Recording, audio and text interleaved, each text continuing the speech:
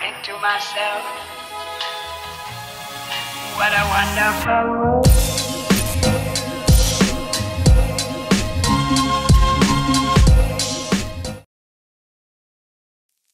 Halo semuanya, selamat datang kembali di Story Film. Kali ini kita akan membahas sebuah film yang berbau balas dendam. Sesuai dengan judulnya The Amateur atau Pemula. Film ini akan bercerita tentang seorang analis yang bekerja pada agen CIA. Bisa dibilang dia selalu bekerja di belakang layar, tanpa adanya aksi yang berbahaya. Namun siapa sangka setelah kematian sang istri dan pihak polisi nggak becus menangani masalah tersebut, dia pun nekat keluar dari zona nyaman dan menuntut balas dendam atas kematian istrinya. Oke lah, daripada kalian makin penasaran, mending kita langsung aja masuk ke alur filmnya. Enjoy the video. Really fast, you might survive.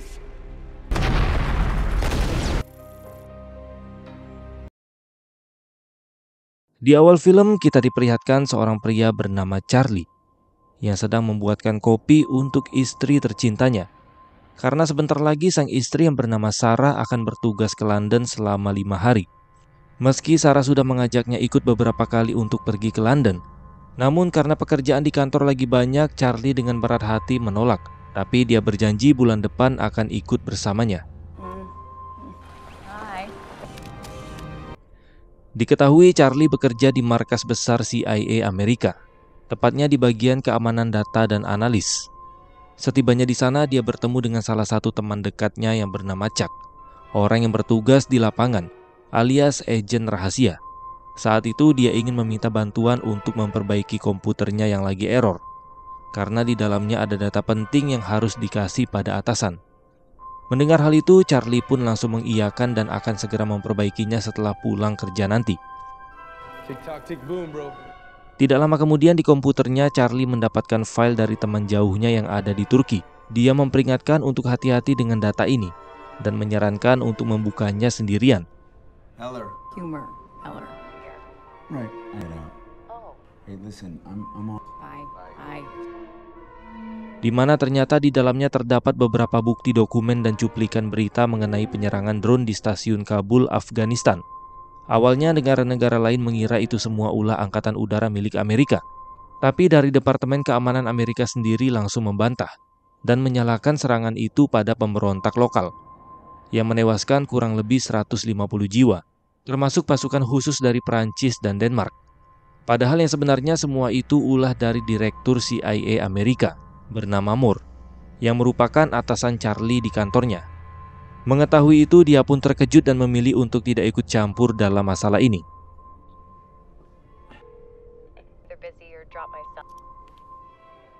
Setelah pulang ke rumah dan besoknya berangkat lagi ke tempat kerja, Charlie dikejutkan dengan kemunculan Direktur Moore dan Direktur O'Brien, yang dimana mereka memberitahu ada serangan di London, tepatnya di Street Hotel tempat istrinya Charlie bertugas. Di sini mereka turut berbelasungkawa karena dari sekian banyaknya orang yang disandra, Sarah atau istrinya Charlie menjadi salah satu korban di sana. Berbagai media televisi juga sudah menyiarkan kejadian tersebut. Dan sampai saat ini 4 pelaku dari penyerangan itu belum diketahui identitasnya. Mengetahui itu, Charlie pun merasa sangat hancur. Dan dia menyesal kenapa selama ini dia tidak pernah mau menemani istrinya bertugas. Para wartawan juga sudah mengerumuni rumahnya untuk bertanya lebih detail tentang kematian istrinya. Namun Charlie sendiri memilih untuk diam dan mengabaikan mereka semua. Heller. Humor, Heller. Right. I know. Oh. Hey, listen, I'm on. Bye. Tidak mau terlarut pada kesedihannya, Charlie pun dengan kemampuannya mulai menyelidiki kasus ini lebih dalam. Dilihat dari berbagai angle kamera CCTV, para tersangka masuk ke hotel sekitar jam 11 pagi. Kendaraan yang dipakai juga hasil curian. Dan mereka sudah menghilangkan sidik jari atau barang bukti lainnya secara profesional. Keempat orang itu awalnya sedang meeting dengan investor dari Indonesia. Sampai akhirnya terjadi cekcok hingga baku tembak pun tidak bisa dihindarkan. Tugas hotel yang melihat keributan itu langsung memanggil para polisi. Makanya mereka langsung pergi dari tempat tersebut dengan membawa beberapa sandera agar para polisi tidak menembaknya. Di sini Charles juga berhasil mendapatkan identitas dari para pelaku tersebut. Ada Miska yang berasal dari Moskow, Lawrence Ellis yang berasal dari Afrika Selatan, dan dia juga merupakan mantan pasukan khusus. Ada juga Frank yang berasal dari Armenia. Dan yang terakhir pemimpin mereka yang bernama Horst Killer, seorang prajurit bayaran untuk negara. Namun meski Charlie telah menjelaskan panjang lebar, Direktur Moore dan asistennya yaitu Caleb malah meminta untuk mempercayakan masalah ini kepada mereka berdua.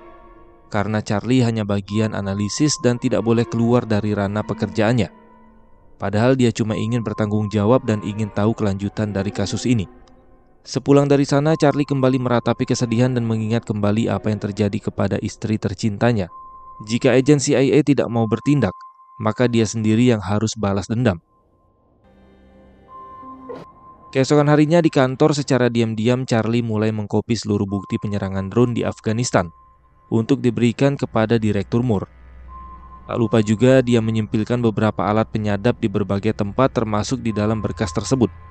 Charlie menjelaskan kalau dia saat ini memegang 100 berkas rahasia, di mana di dalamnya ada beberapa perintah, di antara lain untuk menghancurkan rumah sakit di Syria, pangkalan sekutu di Yemen dan menghancurkan perbatasan di Somalia, termasuk tragedi penyerangan drone di wilayah stasiun Kabul, Afghanistan, yang tidak bisa dibantah lagi bahwa dalangnya adalah Direktur Moore, karena di berkasnya sudah jelas ada tanda tangannya. Direktur Moore merasa Charlie ini sudah terlalu ikut campur dan bergerak terlalu jauh. Charlie pun bertekad akan mencari dan menghabisi orang-orang yang telah membunuh istrinya dengan tangannya sendiri. Maka dari itu dia meminta kepada Direktur Moore untuk menyuruh seseorang melatihnya. Karena kalau tidak, bukti-bukti dari kejahatan Direktur Moore tadi akan disebarluaskan ke publik dalam hitungan detik. Mendengar hal itu, mereka pun tertawa. Direktur Moore tahu Charlie ini pintar, tapi dia tidak memiliki kemampuan untuk bertarung, apalagi membunuh seseorang. A jetpack, maybe? Tapi di sisi lain, Moore dan Caleb juga ketakutan jika bukti ini disebar ke publik. Bisa-bisa jabatan mereka diturunkan, dan mereka akan dimasukkan ke dalam penjara. Maka dari itu, Direktur Moore pun akan mengikuti apa yang diinginkan oleh Charlie saat ini.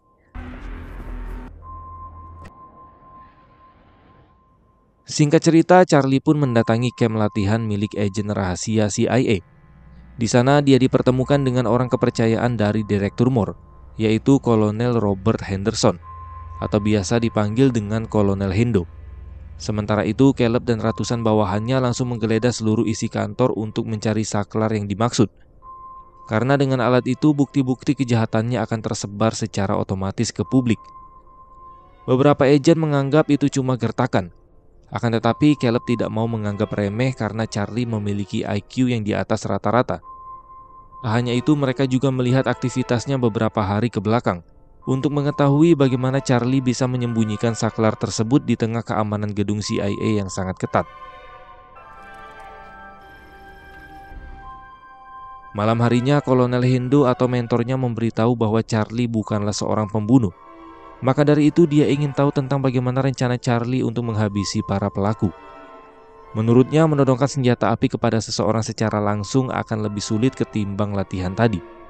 Tangan Charlie akan terasa kaku dan sangat berat untuk menarik pelatuknya. Gak peduli seberapa keras dan seberapa banyak Hendo melatih, pasti hasilnya akan tetap sama. Setiap orang punya bakatnya masing-masing, dan Charlie memang tidak ditakdirkan untuk menjadi seorang pembunuh. Pointing a live weapon at someone. People have certain gifts. Do no matter how much I train. You won't even remember the gun the bullet comes out. Tak lama kemudian, Charlie mulai mendengar percakapan dari penyadap yang telah dipasang sebelumnya. Dia tahu bahwa sampai saat ini rencananya masih berjalan dengan lancar. Pagi harinya, Direktur Moore dan Caleb mendapat kabar dari bawahannya, di mana alat saklar itu ternyata cuma gertakan dari Charlie. Semua itu pasti tujuannya untuk mengulur waktu agar Charlie bisa mendapat pelatihan yang cukup. Tanpa berlama-lama, Direktur Moore pun langsung menghubungi Kolonel Hendo dan memintanya untuk menghabisi anak itu sekarang juga. Namun sayangnya Charlie telah melarikan diri dari tempat tersebut menggunakan ID card petugas kebersihan, sambil membawa paspor dan juga data biometrik yang telah berhasil dia ambil. Di momen itulah Direktur Moore berhasil menemukan alat penyadap di ruangannya. Dia mengatakan dengan tegas apa yang dilakukan Charlie kali ini adalah pengkhianatan. Namun Charlie tidak memperdulikan perkataan itu. karena yang terpenting untuk saat ini adalah balas dendam atas kematian istrinya. Setibanya di kota Paris, lagi-lagi Charlie meratapi kesedihan. Hari-hari yang biasanya terasa hangat kini penuh dengan kekosongan. Salah satu momen terindah adalah saat ulang tahun kemarin, di mana Sarah memberikan pesawat untuknya. Dan itu merupakan salah satu mimpi mereka berdua, menaiki pesawat pribadi dan berliburan ke tempat manapun yang ingin mereka tuju. Lalu tanpa sadar kepergiannya ke Paris itu langsung diketahui oleh agen CIA melalui data paspor yang diberikannya tadi. Sontak Direktur Moore pun langsung menyuruh Kolonel Hendo untuk menyusulnya. Berkat informasi yang telah didapatkannya, Charlie pun berhasil menemukan toko roti yang biasa didatangi oleh target pertamanya. Dia menyewa tempat penginapan di dekat toko tersebut agar bisa memantau dari kejauhan. Dan benar saja, dengan seiring berjalannya waktu, target yang dimaksud pun benar-benar menampakkan wujudnya. Wanita itu bernama Frank. Charlie pun langsung mengikuti kemana arah wanita itu pergi, sampai akhirnya tibalah di salah satu tempat penginapan. Ketika Frank dan pacarnya keluar, di momen itulah Charlie mulai beraksi dan langsung memasuki penginapan tersebut secara diam-diam.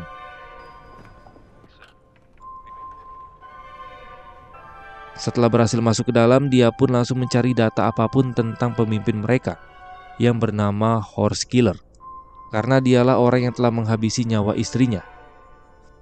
Namun sayang, Charlie tidak menemukan informasi apapun selain pistol di dalam laci. Secara tiba-tiba Frank dan pacarnya terlihat kembali dan sudah mau masuk lagi ke dalam apartemen. Hal itu pun membuat Charlie semakin panik dan bersiap akan menembak saat itu juga. Tapi lagi-lagi keberanian itu tidak muncul. Dan hal ini semakin membuktikan bahwa perkataan Kolonel Hendo memang benar. Jika memang tidak ada jiwa pembunuh atau psikopat di dalam dirinya Charlie. Tak menyerah begitu saja, pagi harinya Charlie kembali mengikuti kemana arah wanita itu pergi. Hingga tibalah dia di tempat pemeriksaan kesehatan asma dan alergi. Di momen itulah Charlie meretas seluruh jaringan komputer yang ada di sana untuk mematikannya. Sontak para dokter yang ada di dalam pun langsung terpancing keluar. Dan dari situlah Charlie dengan pakaian dokternya langsung memasuki ruangan target. Menguncinya sembari memasukkan serbuk beracun di dalam ruangannya si Frank. Kemudian dia bertanya tentang keberadaan Horse Killer saat ini. Namun karena suaranya tak terdengar, dengan bodohnya Charlie malah membuka kunci ruangan tersebut. Lalu tiba-tiba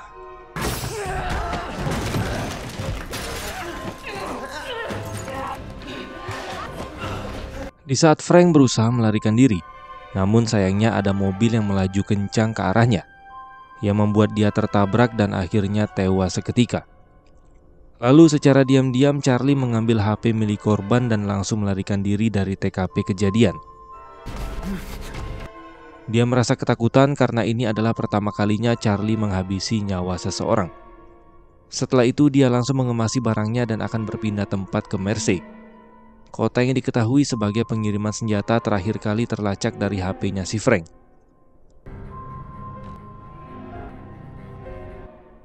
Pada saat masuk ke salah satu bar untuk menenangkan pikiran, tiba-tiba dia dikejutkan dengan kemunculan Kolonel Henderson atau si Hendo yang telah mendapatkan perintah dari Direktur Moore untuk menghabisinya. Sehingga kejar-kejaran di antara mereka pun terjadi. Meski sempat terjebak di dalam kamar mandi, Charlie gak kehabisan ide dan langsung menyiapkan beberapa peledak untuk mengalihkan perhatian.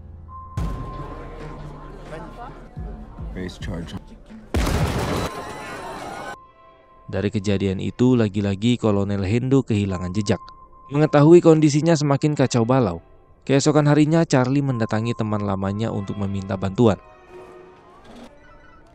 Wanita itu bernama Inquilin, mantan agen CIA yang dihianati dan suaminya juga dibiarkan mati dalam penugasan.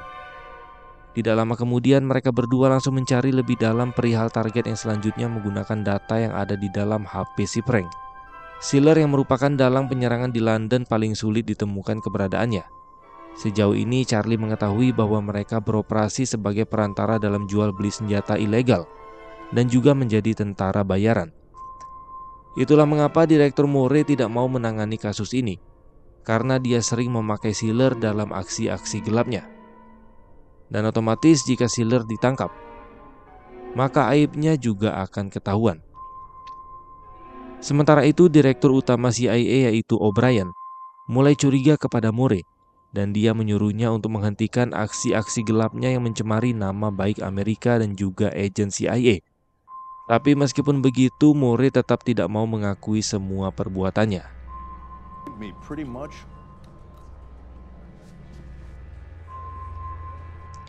Singkat cerita, Charlie pun berhasil mengetahui lokasi dari target yang kedua, yang bernama Miska Blasik. Dia sering berada di salah satu hotel bintang 5 dan berenang di sebuah kolam kaca yang tergantung di atas. Di sini Charlie memiliki ide yang lumayan brilian, di mana dia berhasil merekam data dari insinyur pembangunan hotel tersebut dan mempelajari susunan kolam renang kacanya. Shoot. Kemudian Charlie mempersiapkan sebuah alat detonator yang berfungsi untuk menekan dekompresi udara yang tertempel di antara dua lapis kaca. Setelah semuanya siap, pada malam harinya Charlie langsung datang ke hotel dengan bantuan Quillin yang mengawasi dari rumah melalui CCTV. Di tengah aksinya itu, Quillin memberitahu jika ada Kolonel Hendo yang sedang bergerak menuju ke dalam lift bersama beberapa agen CIA yang lain. Meski dia menyuruh untuk segera pulang ke rumah, namun Charlie akan tetap melakukan ini sesuai dengan rencana. Dari situlah Charlie bertanya kepada Miska di mana keberadaan Horse Killer, karena dia telah menghabisi nyawa istrinya dan harus bertanggung jawab dengan hal itu. Namun karena Miska tidak mau menjawab, inilah yang akan terjadi. Di tengah kegaduhan tersebut, Kolonel Hendo berusaha mengejar Charlie yang berusaha melarikan diri melalui tangga darurat.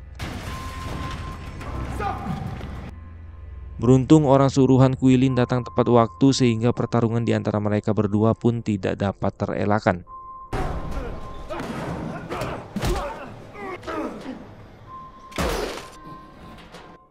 Berkat bantuan itu, Charlie pun bisa dengan mudah pergi dari sana. Tapi meskipun begitu, dari markas CIA sendiri, Caleb dan anak buahnya berhasil menemukan lokasi persembunyian Charlie dan Quillin melalui alat komunikasi yang terpasang di kupingnya. Pada malam harinya mereka pun langsung melakukan penyerangan. Beruntung Charlie menyadari hal itu dan langsung membangunkan Quillin untuk melarikan diri lewat pintu belakang rumah, sehingga kejar-kejaran di antara mereka pun terjadi.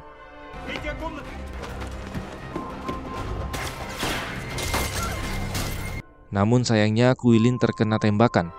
Mau nggak mau Charlie pun langsung mengambil alih kemudi dan berhasil pergi dari sana. Namun sayang lagi-lagi Charlie harus kehilangan orang-orang terdekatnya, di mana Quillin yang merupakan teman terbaiknya harus menjadi korban. Tapi meskipun begitu, rencana balas dendamnya belumlah selesai. Dengan jeniusnya dia mengubah beberapa muka seseorang di CCTV untuk mengelabui agen CIA. Mereka mengira Charlie ada di Berlin, padahal saat ini dia sedang berada di Romania.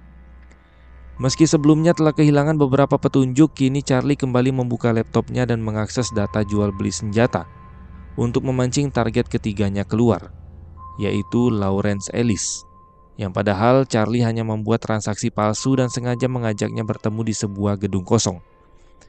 Ketika target membuka kotak tersebut, ternyata isinya bukan senjata, melainkan sebuah bom yang telah dirancang oleh Charlie, yang dimana jika kotak peti itu ditutup setelah dibuka, maka otomatis bomnya akan meledak. Karena takut dengan kematian, Ellis pun terpaksa memberitahu di mana keberadaan pemimpinnya. Ellis berkata saat ini pasti dia sedang berada di perairan Rusia, tepatnya di sebuah pelabuhan di Baltik.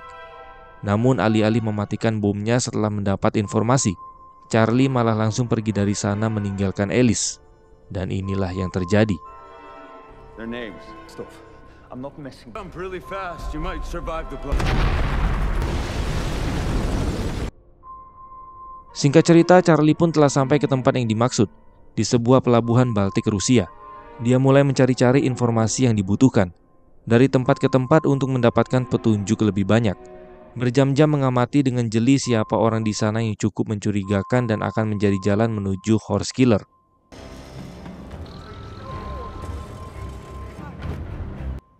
Sampai akhirnya Charlie berhasil memfoto target dari kejauhan. Dan di rumahnya dia mempelajari lebih detail tentang kapalnya melalui plat nomor yang ada di foto tersebut. Tak hanya itu, Charlie juga melakukan sebuah pemrograman melalui akses CIA yang sampai sekarang masih bisa dibuka. Dia meminta bantuan kepada direktur utama yaitu O'Brien untuk menangkap kepala mafia Rusia ini. Tapi sayangnya saat Charlie kembali datang ke pelabuhan dan memantau dari kejauhan, tiba-tiba ada seseorang yang memukul Charlie dari belakang hingga dia pun tidak sadarkan diri. Charlie pun langsung dibawa ke dalam kapal besar di mana ternyata itu adalah tempat horse killer berada. Di dalam kapal itu akhirnya mereka berdua bertemu dan terjadilah sedikit percakapan. Entah kenapa horse killer tidak langsung menghabisi Charlie dan malah memberikan senjata kepadanya. Karena dia tahu orang seperti Charlie tidak akan pernah berani menarik pelatuknya secara langsung. Karena selama ini semua targetnya tewas tidak melalui tangannya sendiri. Seperti Frank yang tewas ditabrak oleh mobil, Miska dan Alice diledakkan oleh bom. Charlie selalu menghabisi targetnya menggunakan kecerdasan dan cukup menyiksa.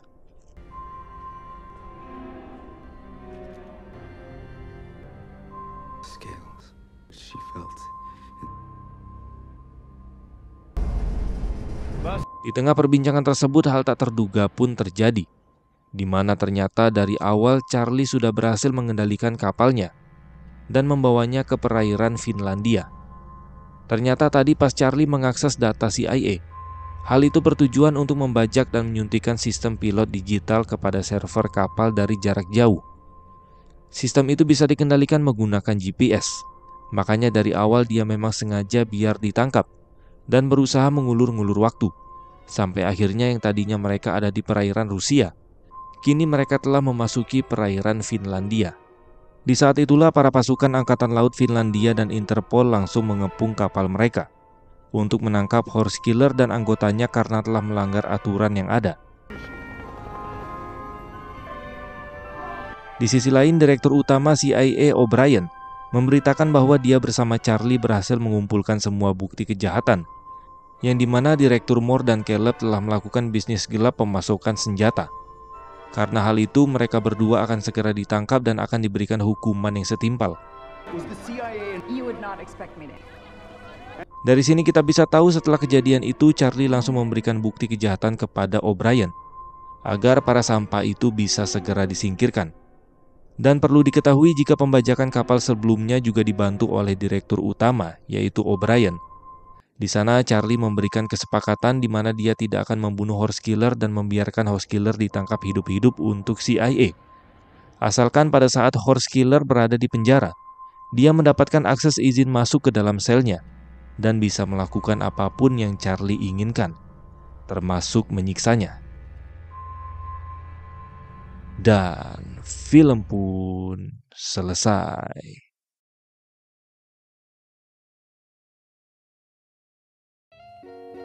Ending yang sangat memuaskan. Dari film ini kita belajar bahwa pengetahuan bukanlah kelemahan. Bahkan seseorang tanpa kekuatan fisik pun bisa menjadi ancaman paling mematikan jika dia punya tujuan, tekad, dan keberanian untuk melangkah di luar batas. Oke lah teman-teman, mungkin ini aja yang bisa kita bahas pada kesempatan kali ini. Terima kasih sudah menonton dan sampai jumpa di next video.